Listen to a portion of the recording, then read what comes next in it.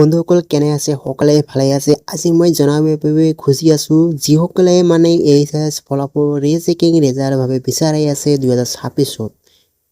সেই ৰিজাল্টখন কেতিয়া দিব ডেট কেতিয়া দিব তো বহু মানুহে ইয়াতে কনফিউজ হৈ লাগে তো মই জনাব বিচাৰিছো এইখন ভিডিঅ'ৰ জৰিয়তে তো প্ৰথম পৰা হেকলৈকে চাই থাকক আৰু মোৰ চেনেলটো প্ৰথমভাৱে দেখি আছে এটা লাইক কৰি দিব আৰু লগতে চেনেলটো সাবস্ক্ৰাইব কৰি মোৰ লগত থাকিব এনেকৈ নোটিফিকেশন পাবলৈ হলে মোক সাপোৰ্ট কৰিব তো বন্ধুসকল ইয়াতে চাও important date of HS result rechecking notification date যোৱা 28 এপ্ৰিল মানে এটো ঘোষণা কৰিছে আৰু ৰিজাল্টটো দিছিল মানে যোৱা 28 এপ্ৰিল মানে 10:30 মানে এম মানে মৰ্নিং দিছিল তো আৰু মানে এপ্লাই তো স্টার্ট হৈছে মানে 1 মে ইয়াতে চাওক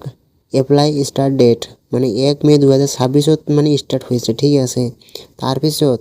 মানে এপ্লাই ইন ডেট হৈছে মানে 15 মে 2026 মানে 15 দিন ভিতৰতে মানে এইটো মানে অফিচিয়ালত এপ্লাই কৰিব লাগিব বা কৰিছিল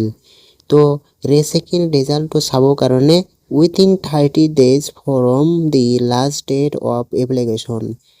মানে এইটো মই কৈ বিচাৰিছো যিসকলে মানে 15 মেৰ আগত যে ফৰ্ম ফিল আপ কৰিছিল মানে 15 মে মানে পিছৰ যে 30 দিন ধৰিব লাগিব মানে